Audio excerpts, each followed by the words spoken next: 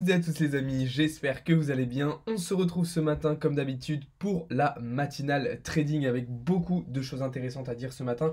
Comme je vous le disais hier soir, on va faire beaucoup d'analyses techniques aujourd'hui. On va vraiment rentrer en profondeur, on va rentrer en détail sur les différents marchés, crypto, indices, forex, matières premières, etc.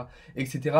L'objectif va être de déceler un maximum d'opportunités, de setup et de configurations intéressantes qu'on va pouvoir exploiter au fur et à mesure tout au long de la semaine. On fera un point aussi sur le fondamental et la macroéconomie puisqu'il y aura des petites choses intéressantes à dire de ce point de vue-là. Et le but sera aussi de répondre à vos questions comme d'habitude. Donc n'hésitez pas à les poser, n'hésitez pas à en poser. Certes, il y aura des phases explicatives, mais il y aura aussi des phases où je répondrai justement à vos questions. Allez, on ne perd pas plus de temps, on rentre direct dans le vif du sujet. Pour le moment, un marché crypto dans le rouge en ce début de journée, c'est normal. Après une très belle impulsion ce week-end, Bitcoin retrace un petit peu, ça va être justement le sujet un petit peu de ce matin. Est-ce que Bitcoin a fini sa phase de retracement et va continuer à monter? Ou est-ce qu'à l'inverse, Bitcoin a fini sa phase d'impulsion et va désormais retracer? Du côté d'Ethereum, c'est sensiblement la même chose, même si les baisses sont très légères. On voit notamment un Ethereum qui s'est maintenu au-dessus des 1900 dollars. Et du côté des alts, c'est un petit peu plus hétérogène, mais globalement, on a quand même plus de rouge. Du côté de l'indice, Fear and Greed. Aujourd'hui, on a sensiblement la même chose que les derniers jours, un indice à 51. On est toujours dans un niveau de confiance modéré. Et du côté des ratios long short, et c'est là où je vais appuyer un petit peu sur ce sujet comme je l'ai fait hier soir, on a les longues qui sont repassées un petit peu plus en majorité sur le marché. Alors, pourquoi j'appuie sur cette question du ratio long short?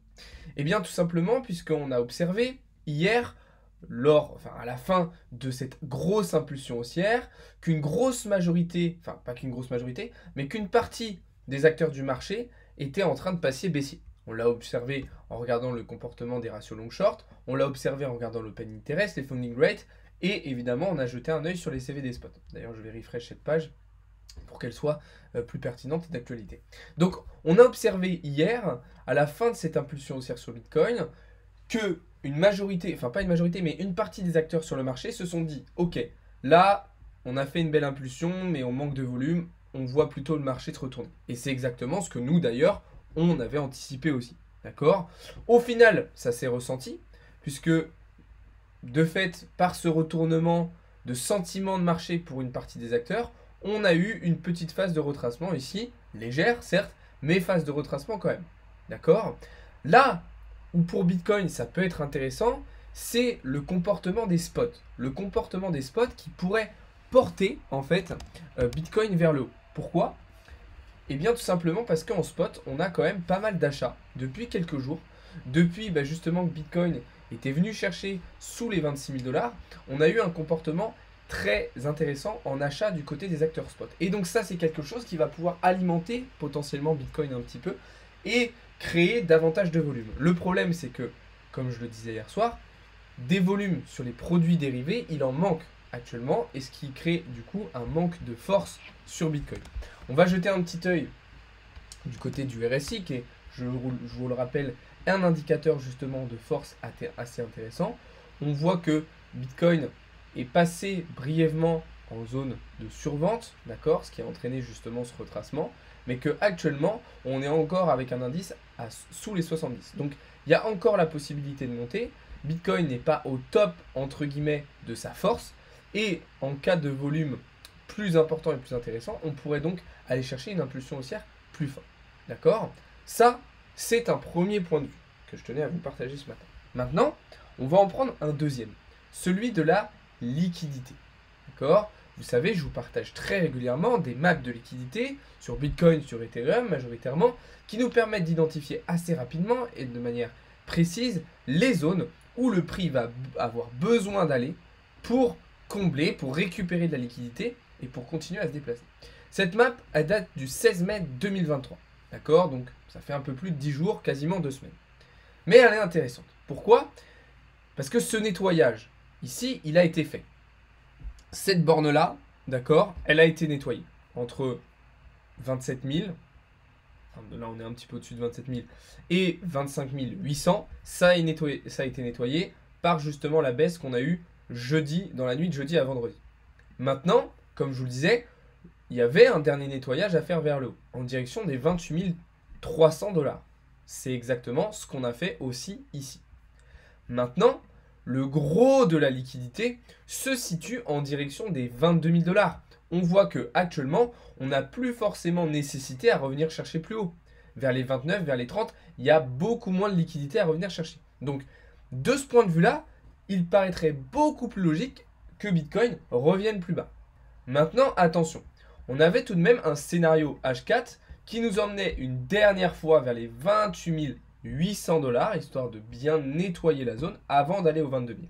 Donc la question ici, ça va être, est-ce qu'on fait une dernière impulsion à 28,8 avant de chuter, ou est-ce qu'on chute dès maintenant? Sachant que il va y avoir une autre donnée à prendre en compte.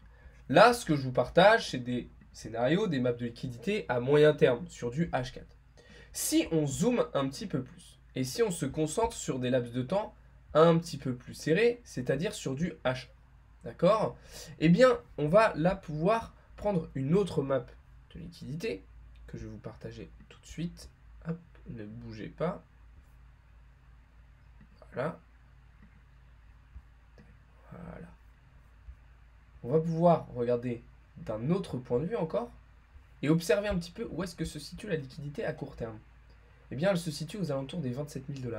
Et comme je vous le montrais hier soir, si on fait un retracement de notre impulsion haussière, ces 27 000 $ se situent parfaitement entre les 618 et les 50 de Fibo. D'accord? Les deux niveaux les plus importants. Donc, à court terme, dans tous les cas, un retracement vers les 27 000 $ semble totalement envisageable. On observe potentiellement la mise en place ici d'un scénario en bear flag. D'accord? Et j'en viens donc à la première position qui potentiellement pourrait être intéressante aujourd'hui. Ça va être sur Bitcoin avec une position en short. Alors vous allez me dire, comment on va se positionner, qu'est-ce qu'on va faire? On voit que pour le moment, à court terme, on est dans une tendance haussière. À très court terme, sur du 5 minutes, 1 minute, on est dans cette petite tendance haussière. Mais dans une configuration potentiellement de retournement de situation. D'accord? Avec des targets vers les 27 000 $. Du coup, à court terme, ce qu'on va chercher, ça va être un prix d'entrée. Moi, ce qui m'embête, c'est que j'aurais aimé me positionner dans cette FVG, ici, qui a été comblée justement dans la nuit, enfin tôt ce matin. Mais on est déjà venu la combler. Du coup, ce que je vais viser, ça va être plutôt cette buy side liquidity qui, elle, n'a pas été comblée. Donc, mon prix d'entrée va se situer ici. Ok? Ensuite, deuxième étape, je vais réutiliser le retracement de Fibonacci, mais cette fois-ci de cette impulsion baissière. On voit que la buy side se situe quasiment au même niveau que les 0,5 de Fibo. Donc là, on a une convergence d'éléments qui peut nous amener du coup à valider notre prix d'entrée sur ce niveau. Mon stop loss, je vais le placer au-dessus du niveau 618 de Fibonacci puisque ça correspond aussi à une FVG, d'accord, qui potentiellement pourrait être demandée à être comblée. Et derrière, je vais donc placer mon TP, en direction, comme on le disait, des 27 000 $. Donc, comment je vais faire? C'est tout simple. Ici, je vais mettre 3 TP. D'accord? Enfin, 2 ou 3, je ne sais pas encore. Je pense que je vais mettre 3 TP. Un premier TP dans cette zone-là, aux alentours des 27 300 $, donc sur le haut de la structure précédente. Donc là, on a un RR de 4,48. Un deuxième TP sur le niveau 0,5 de Fibo, donc à 27 177, ce qui nous donne un deuxième TP avec un RR de 5,58. Et mon TP final sur les 618 de Fibo, avec cette fois-ci un RR de 7,75. Donc là, on a une prise de position très complète, très intéressante. Maintenant, ce que je vous recommande pour ceux qui seraient intéressés, même si je précise que ce n'est pas un conseil à l'investissement, ce n'est pas de mettre d'ordre limite, mais d'observer le comportement du prix en market. Imaginez que dans la matinée, on a d'un coup énormément de volume sur Bitcoin et que le prix du coup se met à grimper rapidement. Eh bien, on ne va pas rentrer bêtement ici dès que le prix va arriver. Non, on va observer un petit peu comment se comporte le prix. Si tout de suite on voit que le prix fait quelque chose comme ça, hop, non, on ne prend pas la position. On va attendre une réaction du prix sur notre buy side qui va nous permettre de valider notre entrée. Ça, c'est toujours très très important. Ok? Alors après, si vous voulez, vous pouvez mettre un ordre limite. Mais du coup, il faudra avoir une gestion de risque un petit peu plus différente avec peut-être un pourcentage de risque justement sur votre position légèrement plus bas. En tout cas, ici, on a un setup pour la journée qui me paraît plutôt pas mal. Sachant que mon biais pour cette semaine est plutôt baissier aujourd'hui et voire plutôt haussier le reste de la semaine. D'accord? Donc voilà une première idée de position que je vous ai détaillée entièrement, partagée sur Bitcoin. Je précise évidemment que ce n'est pas un conseil en investissement, d'accord? Donc ne copiez pas bêtement ce que je dis, ce que je fais et ce que je vous montre. Cette prise de position est aussi en adéquation avec mon risk management, mon money management et ma stratégie d'investissement. Donc elle ne va pas forcément convenir à toutes les personnes qui regardent ce live actuellement. Je sais, j'ai les yeux éclatés, je suis désolé les amis, je suis allergique au pollen, donc ne vous demandez pas qu'est-ce qui m'arrive et pourquoi j'ai les yeux tout gonflés comme ça. C'est tout simplement que je suis allergique au pollen et en ce moment, c'est un peu la période des pollens justement, donc je prends un peu cher. En tout cas, merci à tous ceux qui sont présents aujourd'hui, j'espère que vous allez bien. Si vous avez des questions, n'hésitez pas à les poser, je ferai des petites pauses comme là actuellement pour y répondre justement, d'accord? En tout cas, vraiment, merci à tous ceux qui sont présents aujourd'hui. Wesh, c'est Fabien Denner. J'ai pas compris Cyril. Bonjour Thomas, c'est quoi le nom de ton entraille? Comment ça, le nom de mon entraille? Pas de souci Rudy, salut Drisco, salut Greg, salut tout le monde les amis. Donc voilà la première position ce matin qui me paraissait intéressante sur Bitcoin, d'accord? Donc je vous tiendrai au courant pour ceux qui sont dans le serveur Discord, eh bien si je rentre ou pas dans le trade, si quand est-ce qu'on rentre, quand est-ce qu'on sort, si on prend des TP partiels, si on met un SLABE, etc., etc. Je précise aussi que si jamais vous prenez cette position, on a identifié, comme je vous disais, 3 zones de take profit. N'hésitez surtout pas, dès que vous arrivez sur votre première zone de profit, à remonter votre stop loss au prix d'entrée, donc ABE, au mieux, enfin au minimum. C'est-à-dire que, en fonction de votre risk management et votre stratégie, vous pouvez aussi décider de fonctionner avec un SL suiveur, d'accord? Donc c'est-à-dire que plus le prix va se décaler, plus vous allez remonter votre SL. Pourquoi pas au-dessus de votre prix d'entrée. Imaginons, voilà, TP1, on prend 25% de notre position, SL ABE.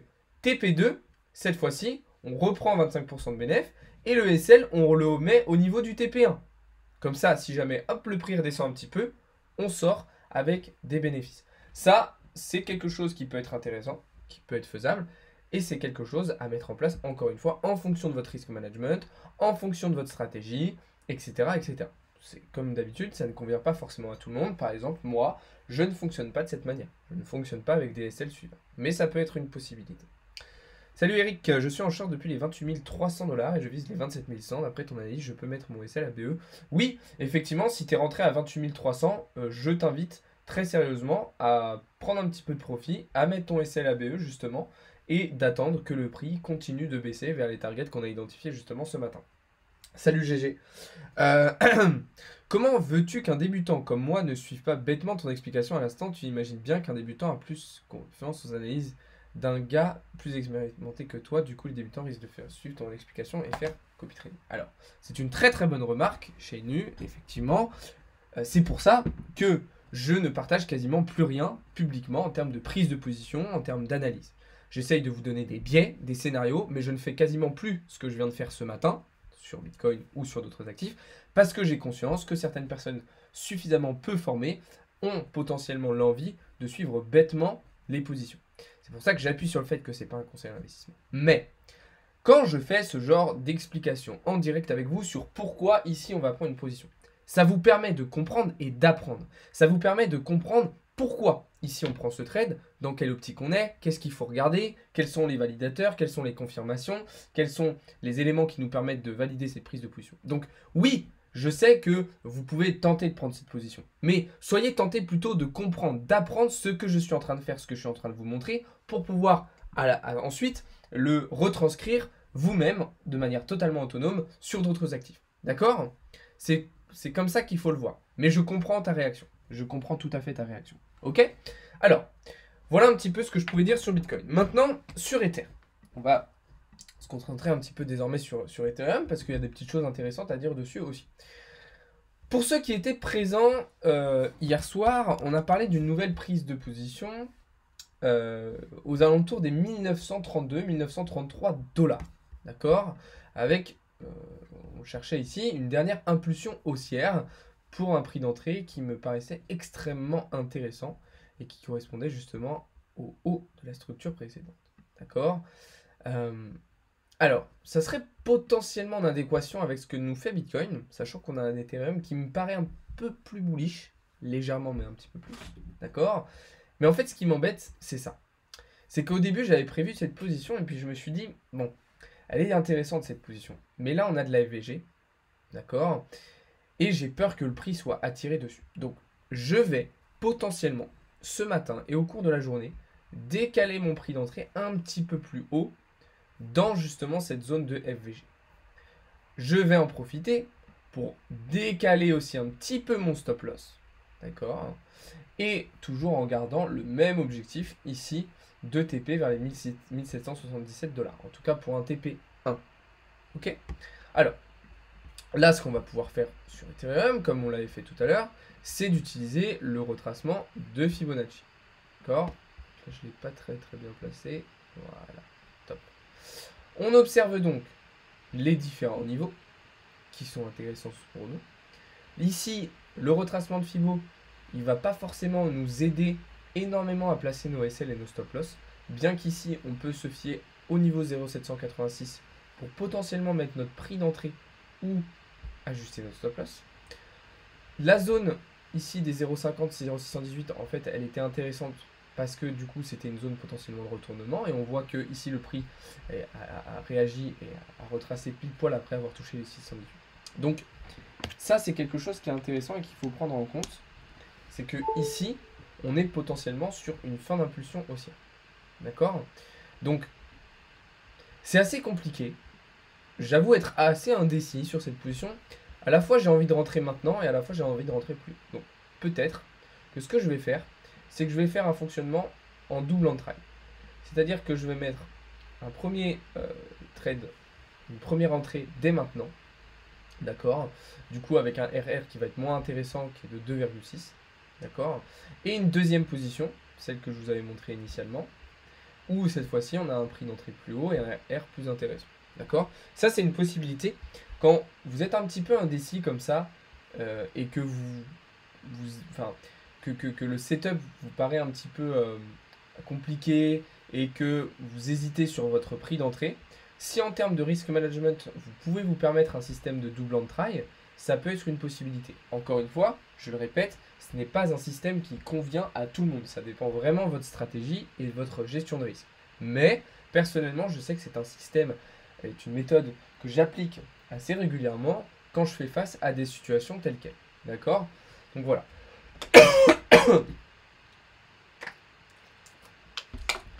Excusez-moi encore les amis. Comme je vous disais, avec les allergies, là c'est un petit peu dur pour moi. Au niveau de la voix, au niveau des yeux, j'essaye de faire au mieux. Mais c'est vraiment pas facile.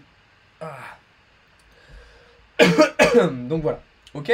Alors encore une fois, ce n'est pas un conseil en investissement. Encore une fois, je vous tiendrai au courant dans le serveur Discord de l'avancée de cette configuration et si on rentre en position ou pas sur ce trade. D'accord?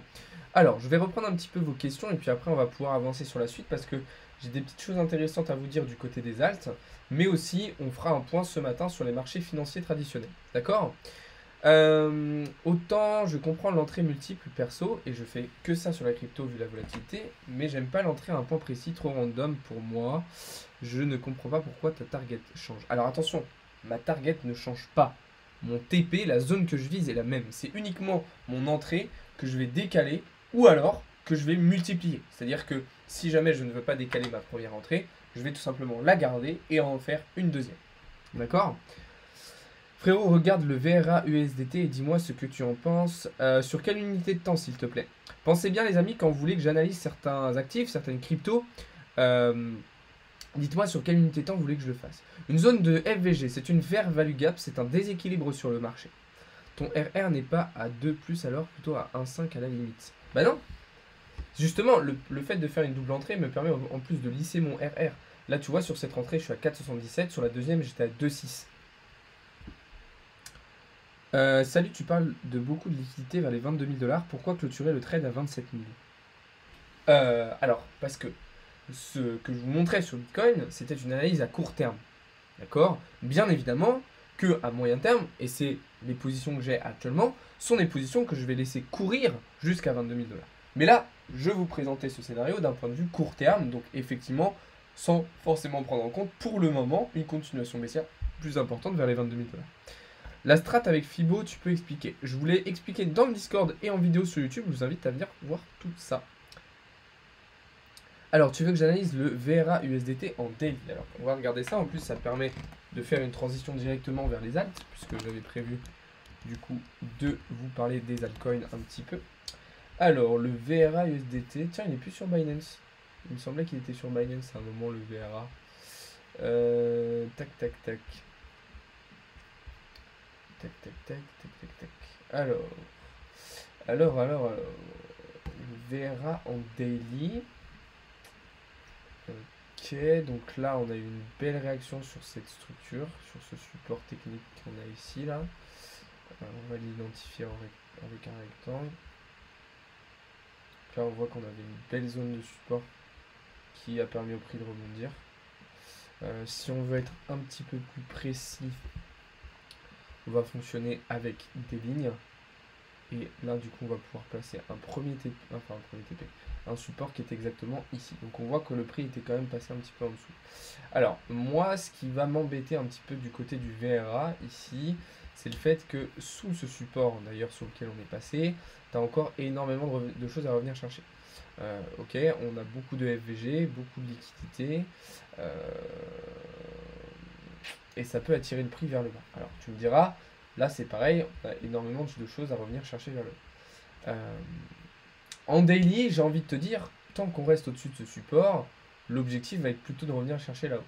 Donc, à la limite, pour essayer d'avoir un prix d'entrée intéressant, il faudrait attendre un retest ici du support et aller chercher des targets plus hauts.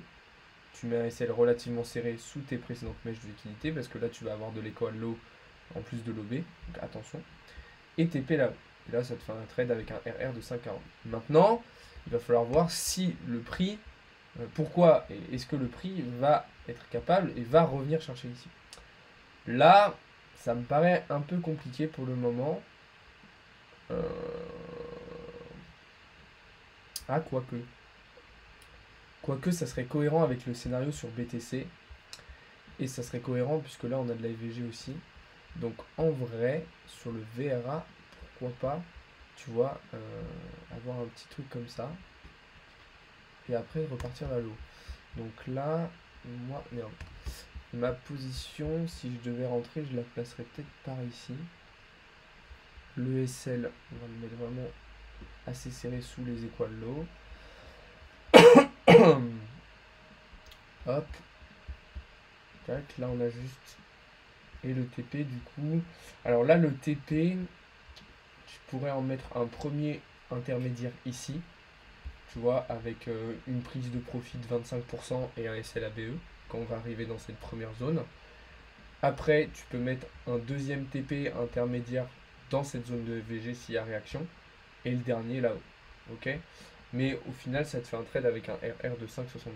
Donc ça peut être plutôt intéressant. À surveiller le VRA. En tout cas, c'est pas un conseil d'investissement.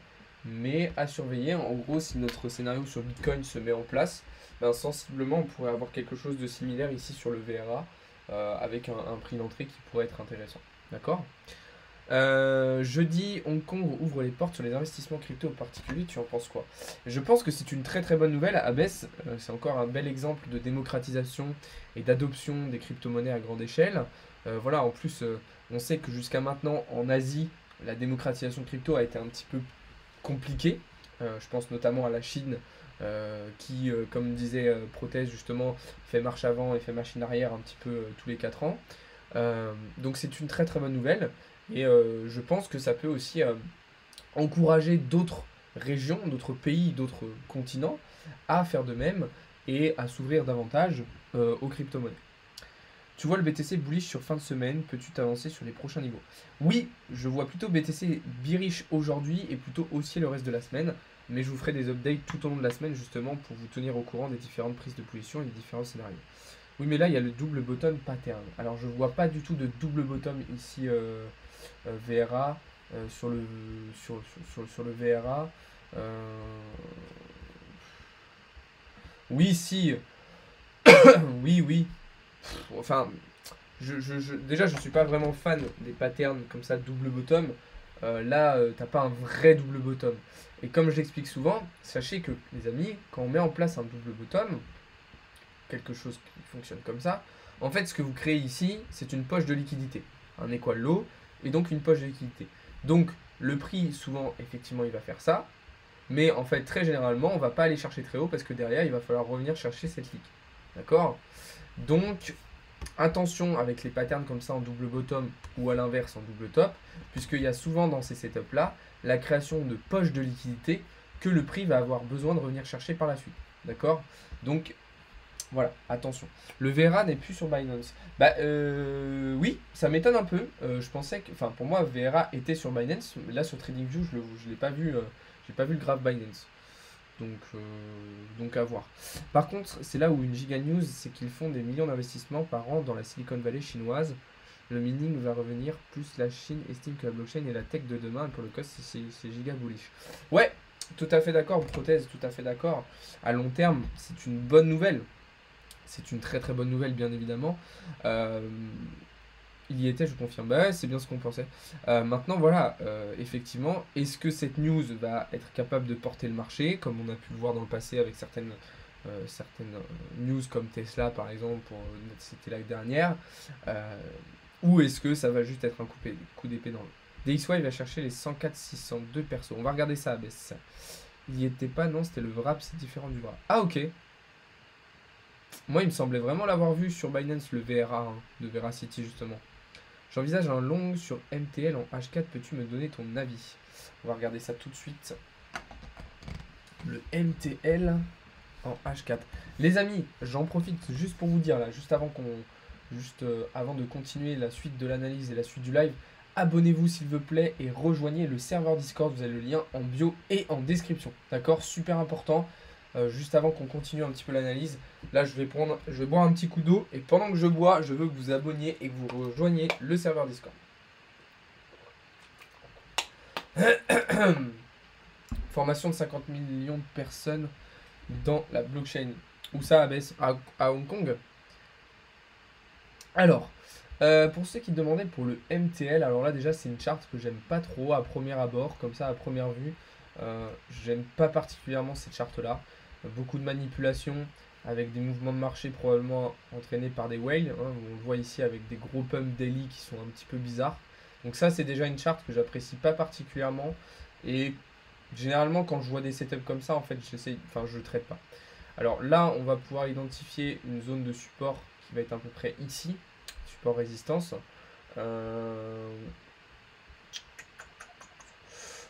Donc attention puisque en H4 pour le moment on se situe toujours sous cette zone, sous cette structure, d'accord. D'ailleurs ouais, cette structure que j'aurais pu faire sous forme de rectangle plutôt. On va la mettre entre ces deux niveaux, voilà. Donc attention, là en H4 le prix a été très très latéral, il y a eu de la prise de lique vers le haut. Moi j'envisagerais plutôt quelque chose de baissier comme ça à première vue. Tu vois, avec quelque chose comme ça. Le problème c'est qu'il n'y a pas un RR qui est très très intéressant.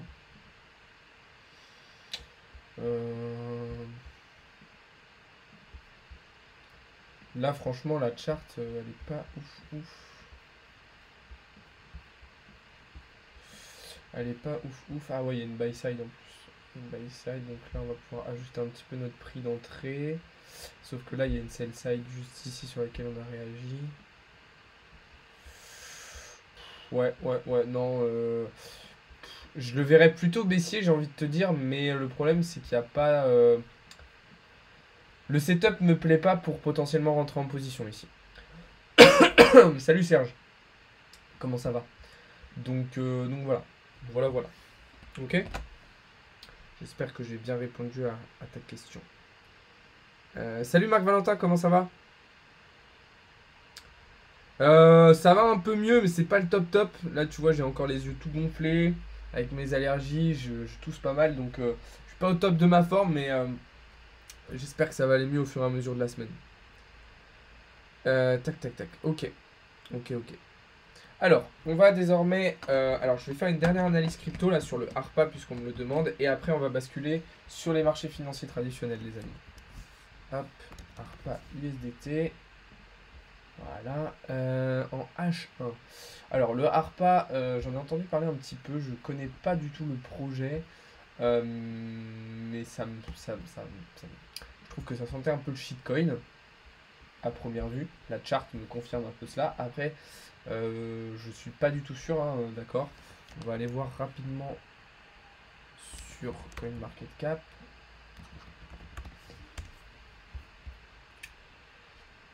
Alors, ARPA. ARPA. Ah oui, d'accord. Donc il y a une toute petite capitalisation. Par contre, beaucoup de tokens en circulation. Ok. Ok. On va aller voir sur leur site aussi.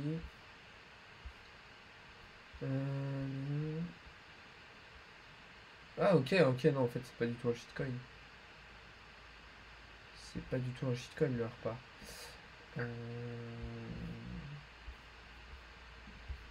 Attendez, bougez pas. Je regarde un petit peu, hein, parce que ça fait partie aussi quand... J'aime bien quand je connais pas du tout un token, savoir un petit peu au moins à quoi il sert avant même potentiellement de regarder la chart. Ça me semble intéressant à premier abord. Après, il faudrait faire des recherches approfondies. Mais pourquoi pas. Alors, maintenant, graphiquement, après je crois que ça a été listé récemment hein, sur Binance, non? Ah non, ça fait longtemps que ça existe en fait, ARPA. Ok. Vous voyez, je connaissais pas du tout. Alors là, il y a une grosse impulsion haussière. Il y a une très très grosse impulsion haussière dernièrement. On a retracé déjà une grosse partie justement de cette impulsion haussière. Maintenant, je trouve ça assez compliqué de se positionner sur une config, une charte comme celle-ci. Moi, ce qu'il me faudrait ici, pour potentiellement me positionner, ce serait une phase de consolidation. Là, on en fait une petite, mais à mon avis, ça va pas durer et je pense qu'on va continuer de chuter. En fait, le truc, c'est que c'est extrêmement risqué pour moi de se positionner maintenant. C'est un peu du casino dans le sens où soit vous rattrapez un couteau qui tombe pour du coup le choper, enfin le faire remonter, soit vous essayez de choper la continuation baissière, mais après une telle baisse, ça me paraît un peu risqué. Donc, moi ce que j'envisagerais, ça serait plutôt d'attendre une zone de consolidation vers les 0,06, ok, sur la structure précédente. Donc en fait, là ce qu'on pourrait faire aussi, ça serait, sinon ce qu'on va faire, c'est qu'on va faire Fibo, on va tracer Fibo. Ouais, ça tombe plutôt pas mal. Moi j'attendrais, tu vois, quelque chose comme ça. Avec, ouais, avec un TP là dans cette bougie. Ouais, c'est pareil, même, ouais, non. Franchement, là, je rentrerai pas, non. Sur le harpa, là, ça me... Je vais vraiment attendre une phase de consolidation, en fait. Je pense que cette zone ici peut être intéressante, peut être à surveiller. Tu vois, genre là-dedans, là. Mais pour le moment, j'attendrai vraiment ouais, une consolidation, quelque chose d'un petit peu plus solide sur lequel se baser. Là, ça me paraît un petit peu périlleux et présomptueux de se positionner maintenant. Donc voilà. Ouais, vous inquiétez pas les gars, je prends des médicaments pour mes allergies, mais malheureusement ça ne fait pas suffisamment d'effet, comme vous le voyez. Donc, bon. Alors les gars, je vais m'arrêter là pour les analyses sur les cryptos. Si vous en avez d'autres à me demander, venez dans le serveur Discord, ok? Parce que là, il va falloir qu'on avance un petit peu. J'ai déjà pris pas mal de temps pour faire l'analyse technique sur les cryptos. On va rentrer maintenant un petit peu du côté des marchés financiers traditionnels, parce que du coup, il y a des petites choses à voir et des petites choses à dire de ce point de vue-là. Ok. Ne vous inquiétez pas d'ailleurs, si jamais il y en a certains parmi vous qui n'ont pas pu suivre l'intégralité du live, la rediffusion sera sur la chaîne YouTube, comme d'habitude. D'ailleurs, je vous invite très sérieusement à venir sur la chaîne YouTube. Il y a beaucoup de vidéos très très intéressantes à venir voir. Je pense notamment la semaine dernière, pour ceux qui n'étaient pas là, on a fait un deuxième live avec Philippe. Philippe, c'est un professionnel de la finance qui travaille en salle de marché depuis environ 25 ans. On a parlé de la dette américaine, on a parlé de trading, on a parlé de récession, On a parlé de plein de choses intéressantes. Donc il y a la rediffusion que je vous invite à venir voir sur la chaîne YouTube. Et puis de toute façon, il y a plein d'autres vidéos avec beaucoup de contenu, avec beaucoup de news, d'actualité, d'analyse, mais aussi des tutos, des ressources éducatives et beaucoup de choses qui vont vous permettre de progresser. Évidemment, tout ça est en complément du serveur Discord que je vous invite très sérieusement là aussi à rejoindre. Ok? Alors, on va tout de suite commencer par regarder notre fameux indice devise dollar. Le DXY qui continue de monter et qui continue, comme on le dit depuis plusieurs jours, voire plusieurs semaines, de se diriger vers les 106 points. 106 points qui correspondent du coup à la première zone entre guillemets de TP, la première zone target qu'on s'était fixée. Okay. On voit que le dollar fait des petites phases de retracement journalières à chaque fois. Là, on a eu 2 jours, mais bon, ici, ça était un peu une coquille vide, j'ai envie de vous dire. Et voilà, on fonctionne comme ça avec des cycles de 3-4 jours haussiers, une journée baissière. 3-4 jours haussiers, une journée baissière. Donc, vous le savez, lorsqu'on a un dollar qui est haussier, on observe régulièrement un repli sur les classes d'actifs risqués. Coin, or, matières premières, indice, forex. D'accord? Pourquoi cet indice devise dollar, il monte autant depuis plusieurs jours? Eh bien, tout simplement, puisque depuis justement qu'il a rebondi sur son support technique des 101 points et sur cette sell-side liquidity, on a des news macroéconomiques qui sont plutôt inflationnistes. Des news macroéconomiques inflationnistes, ça va plutôt donc encourager la Fed à rehausser ses taux d'intérêt directeurs. D'ailleurs, c'est ce qu'on observe exactement lorsqu'on regarde les probabilités pour le prochain FOMC qui, je vous le rappelle, a lieu le 14 juin prochain. Autant, il y a encore quelques semaines, on était sur un maintien des taux d'intérêt directeurs à 5,25%. Autant, on a eu une bascule qui s'est effectuée assez rapidement, avec désormais des estimations qui nous amènent plutôt à des taux d'intérêt directeurs à 5,5%. Alors, ce n'est pas encore fait, on voit qu'on est seulement sur du 60-40, mais cette inversion de probabilité, ce retournement de situation n'est pas anodin et évidemment à prendre en compte. Donc, étant donné qu'on observe un dollar plutôt haussier, et bien évidemment, on va être plutôt vendeur sur la majorité de nos prises de position. Je mets Bitcoin un petit peu de côté parce qu'on voit qu'il est potentiellement dans un setup un petit peu différent, bien que la tendance de fond, de par le comportement du dollar, va sensiblement être baissière. Donc c'est pour ça qu'on est toujours, par exemple en short, sur du Forex, sur l'euro USD. D'accord? Notamment. Mais ce n'est pas le seul. C'est pour ça aussi qu'on est en short sur le CAC. C'est pour ça qu'on était en short sur l'or. D'accord? Donc, il y a pas mal d'éléments qui font en sorte qu'il faut être plutôt vendeur sur nos prises de position et sur les actifs sur lesquels on traite. Je m'arrête justement ici sur l'or.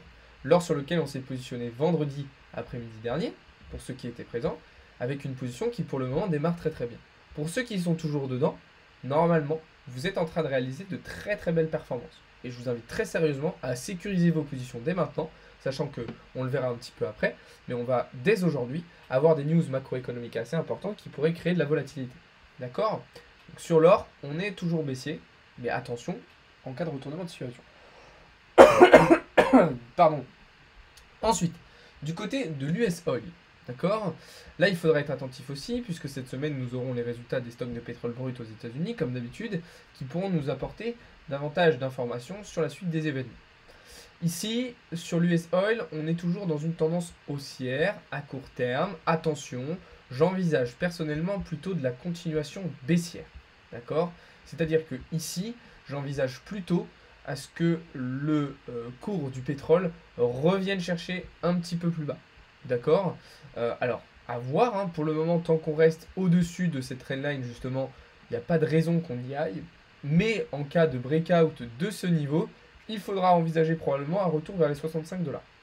Bien évidemment, en fonction aussi des résultats et des chiffres qu'on va avoir, comme je vous le disais à l'instant, vis-à-vis des stocks de pétrole. D'accord? Donc ça, évidemment, il va falloir le prendre en compte et garder ça à l'œil. Okay? Je rappelle, hein, pour ceux qui tradent l'US Oil, c'est un actif qui coûte cher. Quand je dis qu'il coûte cher, c'est-à-dire qu'à trader, déjà en termes de lot, ça va vous coûter cher. Et si ça ne part pas dans la bonne direction, ça va vous coûter 2 fois plus cher. Donc soyez très très rigoureux vis-à-vis de votre risque management quand vous tradez les matières premières, et notamment l'or et le pétrole. C'est très très important. D'accord? Alors, pour ceux qui ne trouvent pas l'appellation US Oil sur votre broker, vous pouvez aussi directement chercher WTI. Je réponds à cette question parce qu'on me la pose assez régulièrement. Et pour ceux qui me demandent sur le gold, oui, je traite des CFD sur l'or. Exactement. Contrats CFD qui, je rappelle, sont des contrats futurs justement sur les marchés financiers. Donc un petit peu comme on peut avoir des contrats PERP sur les cryptos, sur des brokers comme Bybit ou d'autres. Et bien là, on a sensiblement la même chose avec des contrats sur le marché, ce qu'on appelle donc des CFD. C'est-à-dire que je ne vais pas vraiment acheter de l'or ou vendre de l'or, je vais acheter un contrat d'achat ou de vente sur l'or. Ok? Ça me permet de répondre à cette question que vous me posez régulièrement. Donc voilà, donc comme je vous le disais, sinon du côté des indices, on est toujours en short sur le CAC, d'accord. Voilà, il faut envisager de toute façon à moyen terme, et c'est pour ça qu'on était rentré dans cette position en mois d'avril dernier, un retracement plus important. On voit qu'ici la structure numéro 1 a été breakout vers le bas, donc on devrait sensiblement et très probablement se diriger désormais vers les 7000 points et probablement passer sous les 7000 points sur le CAC. Évidemment, c'est une position qu'on a déjà sécurisée avec des prises de profit et des CLABE, mais il faut garder un œil attentif dessus. Ensuite, pour continuer sur les indices, on est toujours en longue sur le Nasdaq, donc l'US 100. Nasdaq qui fait de très très belles performances depuis justement quelques semaines, depuis qu'on a validé ce pullback jeudi 4 mai sur notre structure, qui nous a permis de venir chercher notre première zone de profit ici, et de nous diriger désormais vers la deuxième en direction des 15 200, 15 300 points. Nasdaq qui est évidemment porté principalement par le secteur de la tech, et je pense notamment à Nvidia, sur lequel on va jeter un œil, puisque Nvidia a fait énormément parler la semaine dernière, notamment avec cette grosse impulsion en bourse qu'il a réalisée. Alors qu'est-ce qui se passe sur Nvidia? Tout simplement, de par le développement de l'intelligence artificielle, les commandes de puces sont en train d'exploser, et c'est une des raisons pour laquelle l'action et le cours de l'action Nvidia s'est envolé. Attention, c'est beaucoup trop impulsif, ce n'est pas du tout naturel, donc soyez prudents, c'est pas forcément des mouvements de marché très sains et très positifs, d'accord? Alors attendez, parce que Deadpool vient de m'épingler une petite question, disclaimer sur le scammer TikTok qui se fait passer pour nous, on ne contacte personne. Ouais. Alors exactement, je vous en parle maintenant, mais c'est pas dans la continuité de ce que je vous disais à l'instant. Il y a énormément de comptes fake de blockchain capital sur TikTok, mais pas seulement. Il y en a aussi sur les autres réseaux. Il y a aussi des comptes fake de moi, de mes anciens profils. Ce n'est pas nous.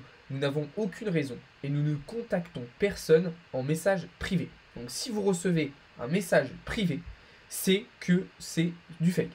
Ou alors, si vous recevez un message privé, la seule raison qui pourrait faire que vous receviez un message privé, c'est si je vous connais personnellement.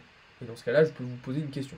Or, voilà, les personnes que je connais personnellement, ça va être soit des amis, soit des personnes avec qui je travaille. Donc si vous ne travaillez pas avec nous, ou si vous n'êtes pas un de mes amis, vous n'avez aucune raison de recevoir un message de moi ou de l'équipe Blockchain Capital. Donc si vous recevez un message, c'est à 99,9999% du fake. D'accord? Donc voilà, ne répondez pas, signalez bloqué. De toute façon, vous avez plein d'éléments, plein d'indices qui vous permettent d'identifier le fait que ce sont un compte fake. Il y a un seul compte Blockchain Capital, il a 56 000 abonnés, on est en live dessus tous les jours. Les autres, ce sont des comptes fake. Moi, j'ai un autre profil TikTok, mais du coup qui s'appelle pas Blockchain Capital, qui est à mon nom, Alexandre Gerbier, d'accord, sur lequel je ne poste quasiment rien.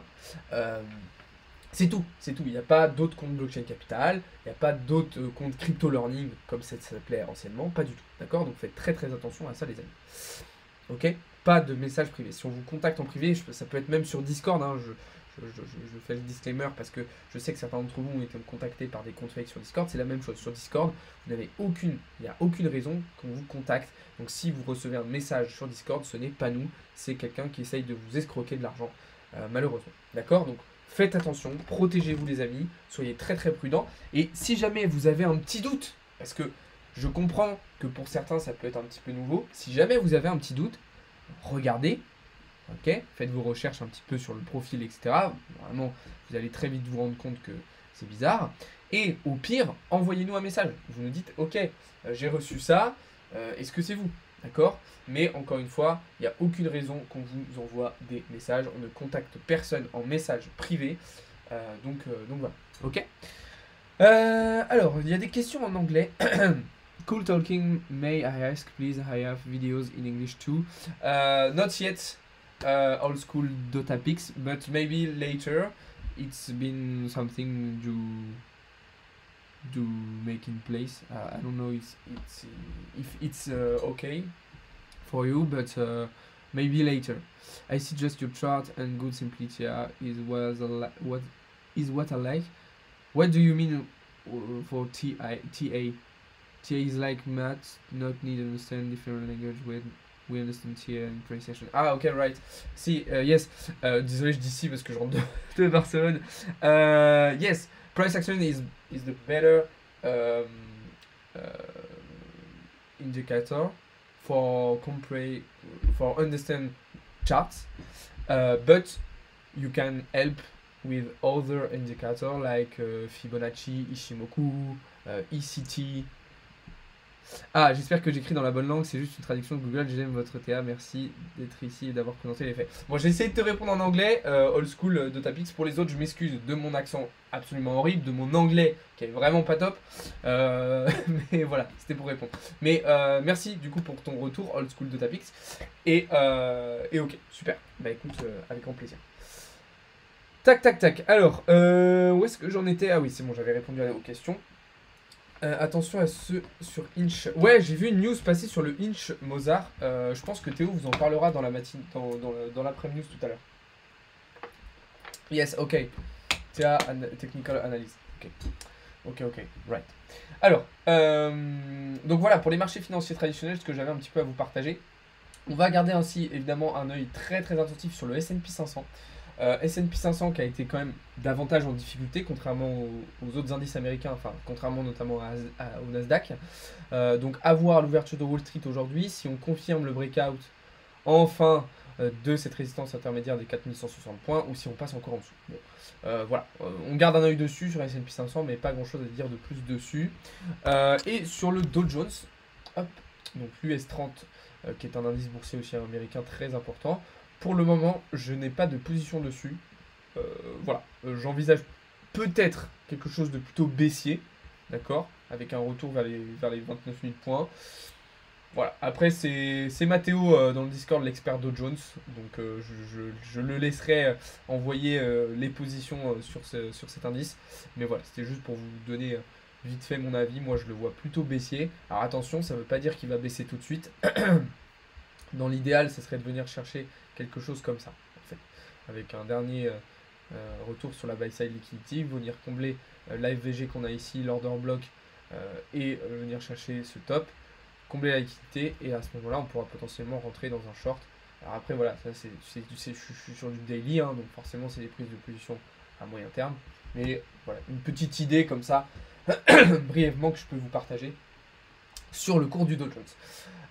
Donc voilà un petit peu ce que je pouvais dire du côté des marchés financiers traditionnels. Alors, on va désormais tout de suite aller voir du côté du calendrier macroéconomique. On va se concentrer sur la journée d'aujourd'hui, parce que c'est aujourd'hui que les hostilités commencent, hein. Hier a été une journée relativement calme, mais à partir d'aujourd'hui, ça va commencer à être un petit peu plus sérieux. Alors, je vais juste mettre le petit filtre, histoire qu'on n'ait pas les news un petit peu moins importantes et qu'on ait quand même des choses intéressantes. Alors, ce matin, déjà, il y a eu pas mal de choses. On a eu notamment les résultats du PIB en Suisse et de l'inflation en Espagne. D'accord? Donc, l'inflation qui continue de baisser en Espagne, ça, c'est une bonne nouvelle. Et le PIB qui se maintient, qui repart à... Ah non, oui, si PIB, qui se maintient à 0,6%. Ah non, il a baissé un petit peu, c'était 0,7%.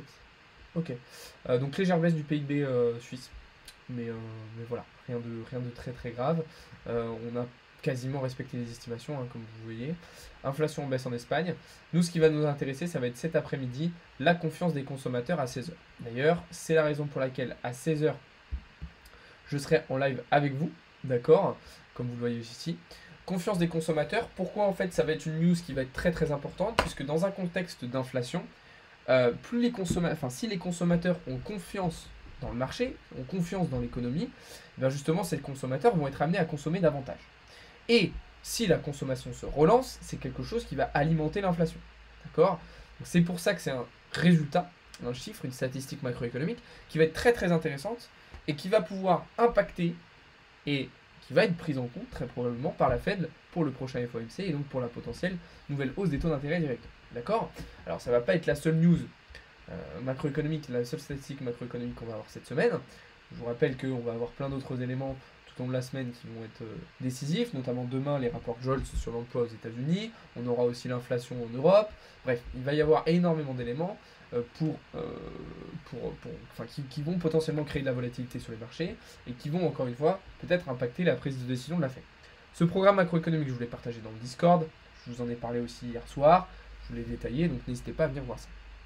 Ok, donc voilà. Gaz naturel a-t-il besoin d'une longue distribution, accumulation, TradingView, Natural Gas? Sur quelle unité de temps, s'il te plaît, Old School Dotapix? J'avais pas vu le move en 1 heure à 20h de l'or hier et à l'ouverture ce matin. Ouais, il a bougé de ouf hier à l'ouverture l'or. Bah, c'est principalement à cause du plafond de la dette, je pense. Salut Mystique. Inter, le trader, c'est pas un trader. Il prend les signaux chez un trader anglais. Je sais pas qui c'est Inter, le trader Nutella. Je connais pas du tout. Ça va et toi, Patoche? La forme? Comment ça va? Alors, les amis, je vais vous parler d'une dernière petite chose et puis après je vais vous laisser là pour ce matin parce que ça fait déjà bientôt 1 heure qu'on est ensemble et j'ai encore plein de choses à faire aujourd'hui. Ah oui, c'est vrai. On which UT time frame? Which time frame on natural gas, please, Old School Dotapix? Une dernière petite chose dont je voulais vous parler ce matin. Alors évidemment, je vous invite encore une fois à vous abonner et à rejoindre le serveur Discord. C'est une collaboration qu'on vous a présentée hier avec le projet NFT Fungibles. C'est un projet NFT qui a beaucoup de potentiel.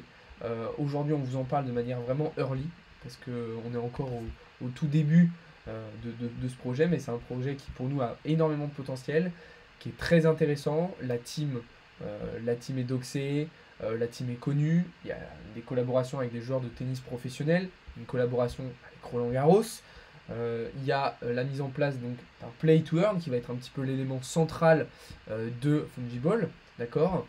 Vous le savez, chez Blockchain Capital, on recherche vraiment des partenaires de qualité avec lesquels on échange et sur des projets dans lesquels on croit, d'accord, dans lesquels on a des convictions, sur lesquels nous aussi on se positionne. C'était le cas dernièrement par exemple de Mintera, d'accord. Donc je vous laisserai aller voir un petit peu par vous-même et faire vos propres recherches sur le projet Fungible, parce que de toute façon, quoi qu'on vous dise, quoi qu'on vous montre, il faut que vous fassiez vos propres recherches, c'est très très important. Mais voilà, c'est un projet très intéressant pour nous, qu'on a voulu vous présenter. On a décidé en collaboration avec eux de vous faire gagner aussi des NFT de leur collection. Donc là, il y a une première mise aux enchères avec l'arrivée d'une marketplace qui va arriver justement là pendant la semaine de Roland Garros, donc du 2 au 4 juin. Et puis à partir de la fin de l'été, il y aura la mise en place du coup d'une collection, la mise en place du Play to Earn, et à partir de 2024, il y aura plutôt une phase de développement et d'expansion du projet. Donc oui, c'est très très early. On vous en parle vraiment de manière très très anticipée, mais parce que actuellement c'est Roland Garros et parce que du coup pour le prochain Roland Garros de l'année prochaine, il va y avoir des choses à faire. D'ailleurs, ils vous font aussi gagner, alors là c'est pas en collaboration avec nous, mais je vous inviterai à aller voir, mais ils vous font gagner aussi des places pour le prochain Roland Garros, donc pour 2024, si ça vous intéresse, d'accord. Donc voilà, c'est un projet encore une fois qui nous plaît particulièrement. Je vous ai fait un trade complet sur Twitter avec une quinzaine de tweets pour tout vous expliquer comment ça marche, combien il y a de NFT, quelle est un petit peu la roadmap, pourquoi c'est intéressant, etc. Donc je vous invite à aller voir ça.